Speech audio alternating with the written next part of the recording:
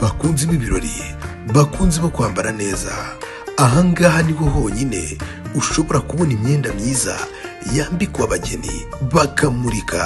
Si ibyo gusa kandi kubera ko ahangaha tubakorera dekorasiyo ndetse n'ibindi byose bikenerwa mu bukwe. Duhamagare kuri izo nimero tugufashe.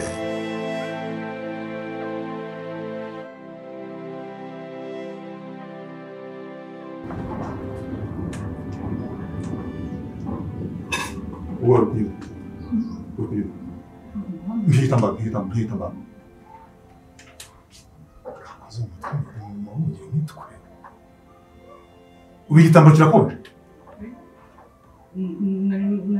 Tais-toi.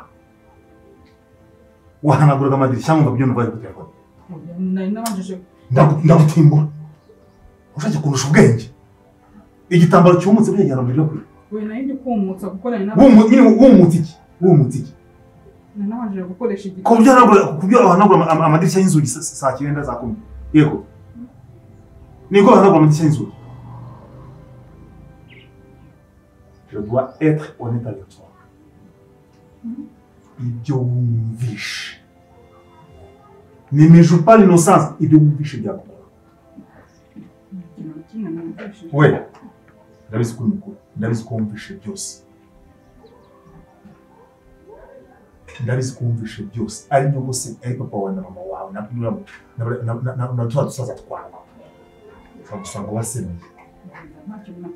Ndabizi ko byumvise tatwa. Oya no kuri kumana nta kintu na kimwe numvishije papa nawe. Ibyo birakureba. Ariko wumvishe bizasohoka mwabo kanwa kwawe. Uzabusane mu yawo. Byo menya ko umuntu utuba mu yawo ukene. Ibyo nafashe wani byinshi. Yo ndabo bakiri ngo baba ku gasozi. Hano. Hano nakitiko twasukana bashira uri kandi urimo unyumviriza. Unake ko nigisha. Ntabwo kuri ntabwo nagize nk'iyi. Niso. We uzibeshye kopfore. Uzibeshye kopfore. Uzabusane sona nikana bani. Atomure muri ryazo. Hari byango byayo mugira inyanditse. Hano. Nabasohora nkayigurisha cyangwa abandi babaye. So wigize maneko. Haje na rero.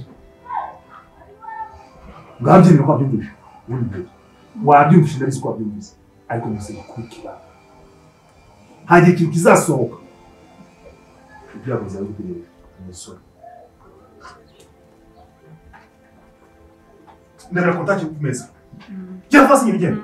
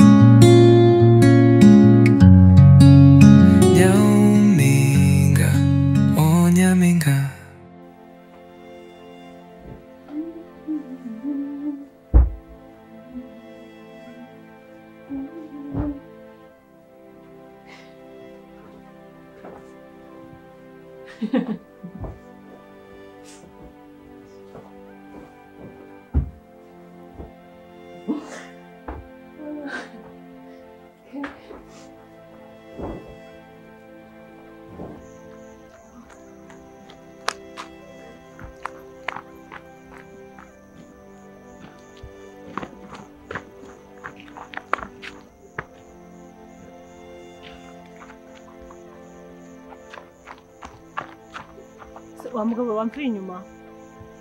Siporo uri gukora se? Kuba ndi kugufasha gukora siporo icyo bigutwara. Nyine wagiye ukajya gukorera siporo iwawe. Ariko rero siporo ni rusange. Iyo umuntu abonye umuntu bafashanya, aramufasha kugira ngo agire inspiration. Ntabwo nagusabye inspiration. Nkawe ubu ngubu wagize umuntu usanga ndi kumwe nawe yamfata gute? Ntiyajya ngo nanjye ndi umusazi. None umusazi? Ntabwo ndi umusazi. Mfite ubwenge burenze n'ubukeneye. Bitewe n'ukuntu ndi kukureba. Ufite stress. Yewe. Yes. Kandi buriya stress. Uretse. Jewe teacher iyo ntangiye kwigisha.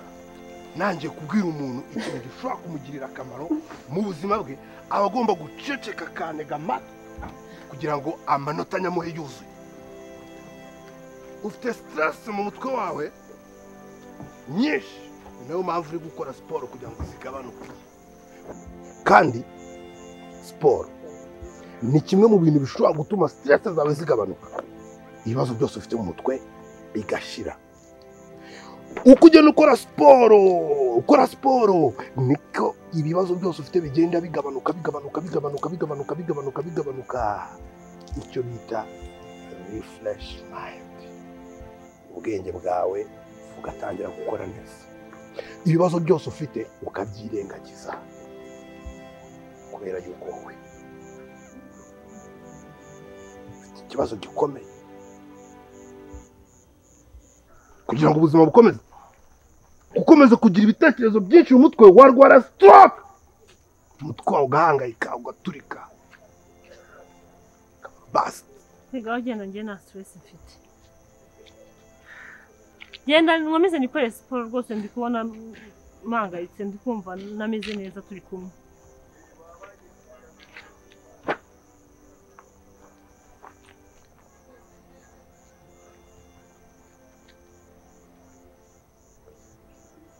zimwe muri siporo ushobora gukora kugira ngo umutwe wawe hatuze.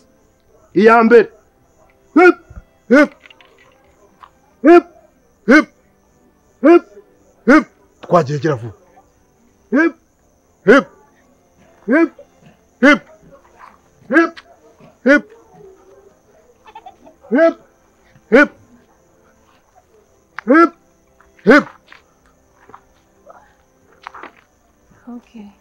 Tangiye kunesha umutwe kandi utanyije. Bite.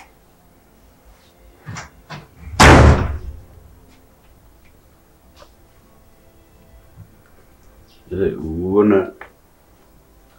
comportement zo kuba wakwicara hano ukisetsa nta muntu muri kuvugana nizo abantu bazima,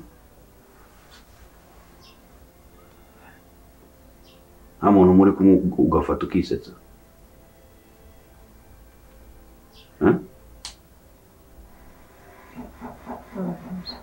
Iki kikuri mu mutwe? Ntacyo. Ndikubaza ndi iki kikuri mu mutwe? Ntacyo. Hari icyo wabonye gishimishije uyu munsi cyatumye useka? Ntacyo. Hari ahantu wagiye? Oya. Ejo umaze iki? Ntacyo. Ntacyo.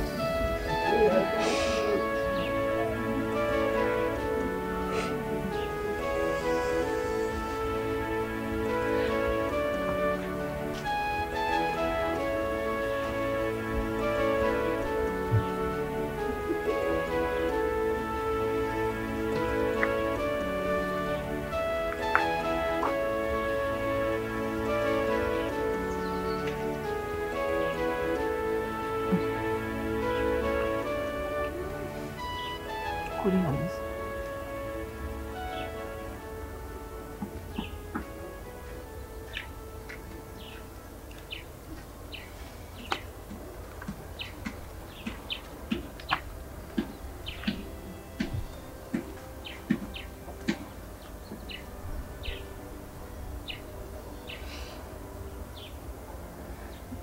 Meze neza nta kibazo. Niko nyine mvuye mu rugo nyine hari ibitagenze neza. Meze neza.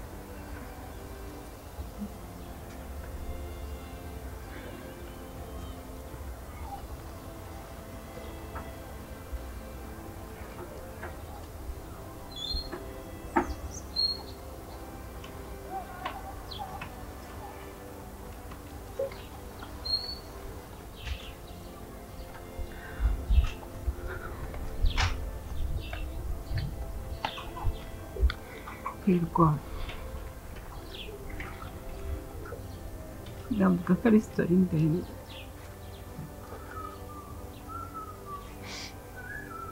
navuga ko ari agahinda kanjye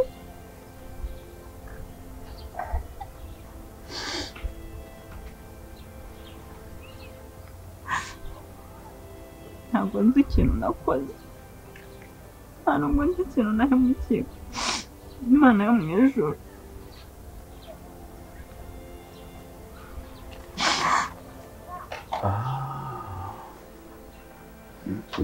so uko byagenda rwose ntabwo ndakubona useka kuriya turi kumwe tuvuga ngo ntabwo ari igihe hari undi muntu uri gutekereza utari igihe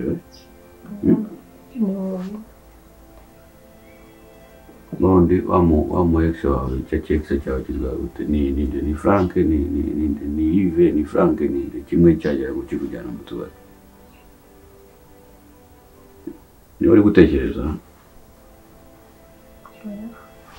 n'indi uri gutekereza se bituma wisajija ni iki kintu uri gutekereza cyatumye usatsa ukajya wisetsa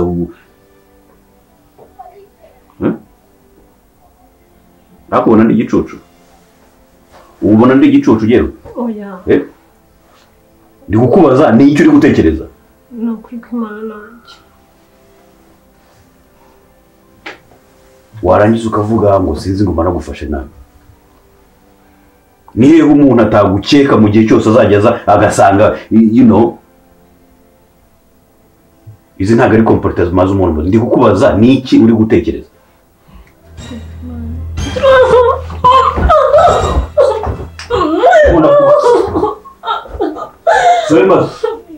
Swemba ni uri gutekereza ni iki uri gutekereza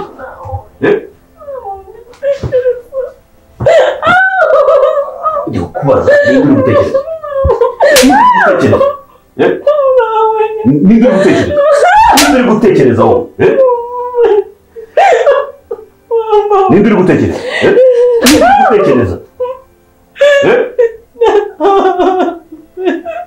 Swemba Swemba usigaye uca inyuma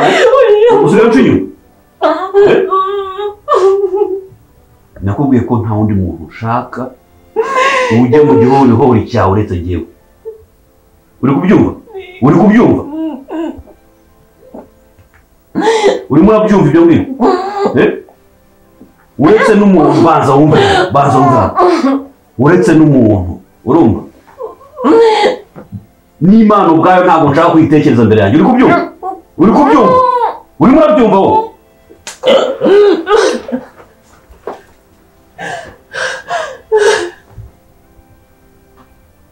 ujye umenya ibyo ukina nabyo ntabwo nsangira nawe nta muntu nifuza gusangira nawe uri kubyumva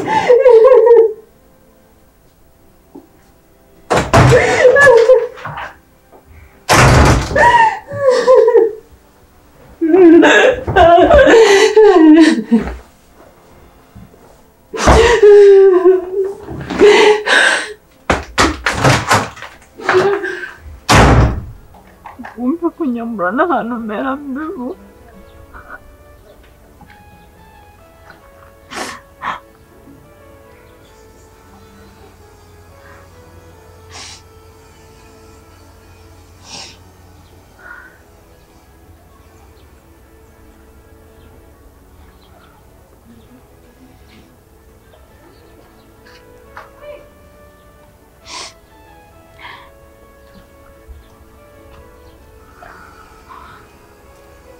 basi nsezeranya ko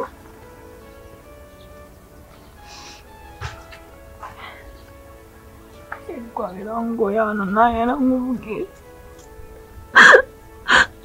kuko ikintu cyambayeho mu buzima kirambabaza umunsi ku munsi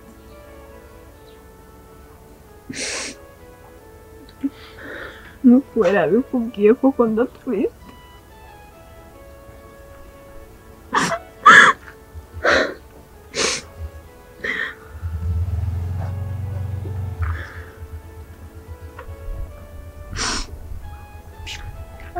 kubera nawe ni umusazi njye namubwire ko inda ntwite atari yawe ntabwo yumva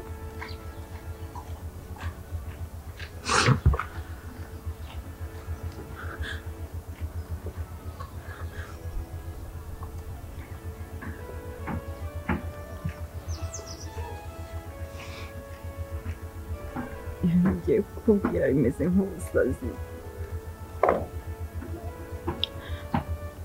gusa inda ntwite niyo umugabo umfata nka papa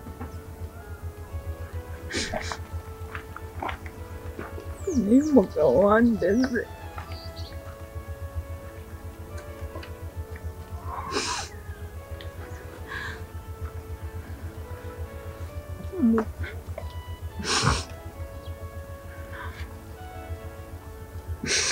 umugabo wa mama yafashe ku ngufu kuko mama akunda kuba atari mu rugo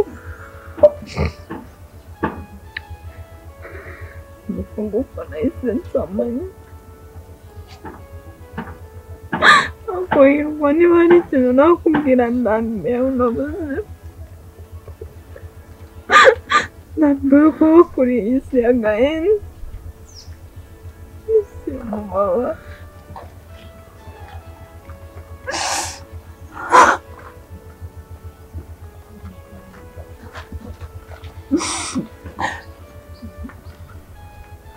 aka kanya ikirura nkeneye ahantu basi nakumva ntekanye nakumva umutima wanjye basi uruhutseho nk'amasegonda 30 sinzi niba hari icyo wamfasha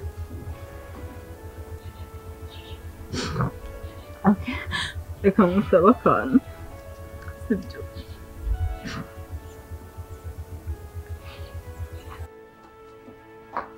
we uri mu byombo koko ese ubundi wari wagiye ko nagushatse ngakura waruriye papa Nyampinga yari yantumye kuri butike atagutuma se bibabwiye iki ubu uricaye koza ibyombo kandi bajya kunyereka ukuntu Nyampinga muri inshuti uba umutuje muri wowe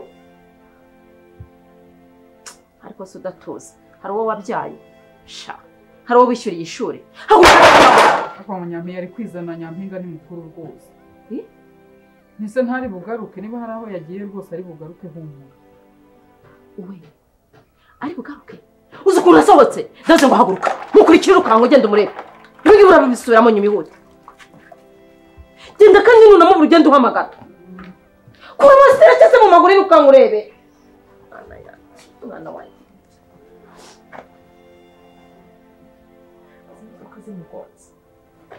we ihute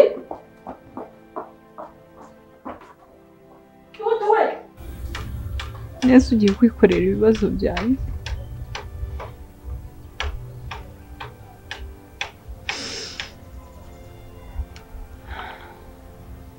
irwaya reka nereke kukubera umutwaro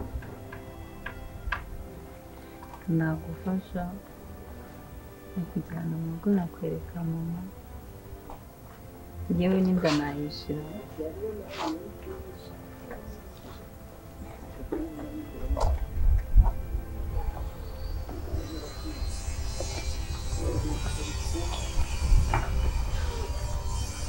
ndavuze ngo murekure rekure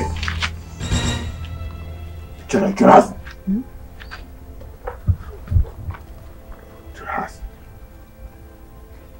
nimuramuka mutinyutse mugakora ikosa ryo guhaguruka ngo mwiruke wese ndahita mbakuraho amanota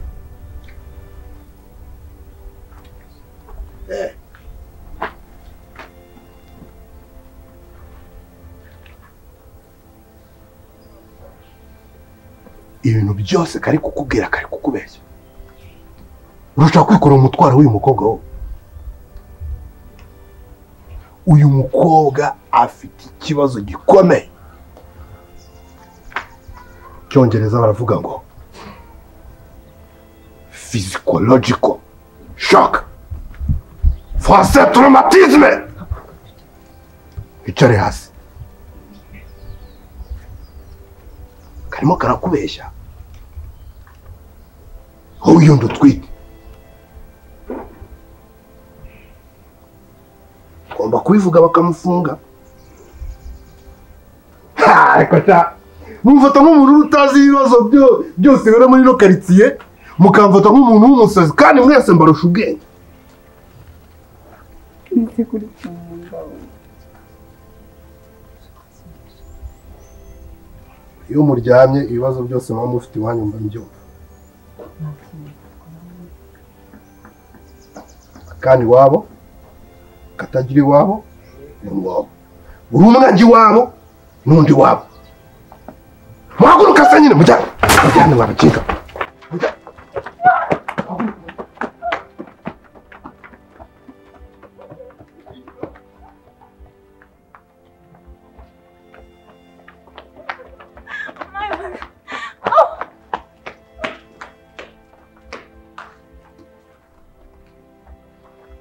Umenye ko amahitamo yawe mabi ari ugushyira akadomo ku buzima bwawe. Uri kunyumva? Ikindi kandi ugomba kumenya, ugomba kuvugisha ukuri, ukavugisha ukuri ko baguhohoteye, ababikoze bakabafunga. Baramubona nk'umuntu utagira ubwenge. Genda teacher, messieurs, qualifié. Nato, messieurs.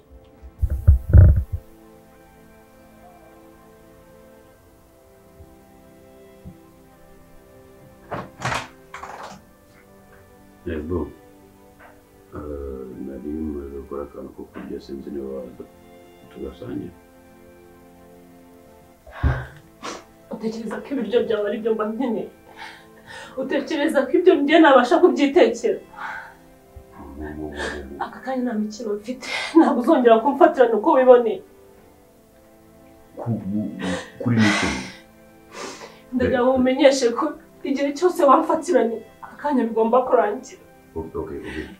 Uranyegera ndakigukubita, uranyegera ndahita mwica. Ntunyegere niba ushaka amahoro.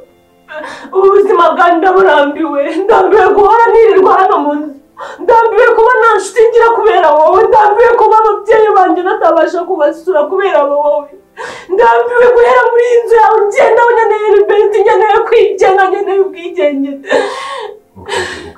Tuza tuganira sibyo? Ntunyegere, ntunyegere. Ibyo ngibyo dushobora kubiganira ariko icyo uranyegera ndakwica. Aka kanya nta mikino mfitanye nawe, nta mikino, ibintu byose narabihaze guhera ku munota wa mbere ninjira muri uru rugo. Narabihaze, narabirambiwe kungendaho kwawe, nkeneye kwisanzura n'abandi badamu, nkeneye uburenganzira bwanjye, ntabwo nkeneye kongera gukubitwa ukundi, narabihaze. Ibyo ndabyumva nyine ariko tuzi kwicara hasi. Mva imbere, mva imbere, ntabwo kimwe cyose.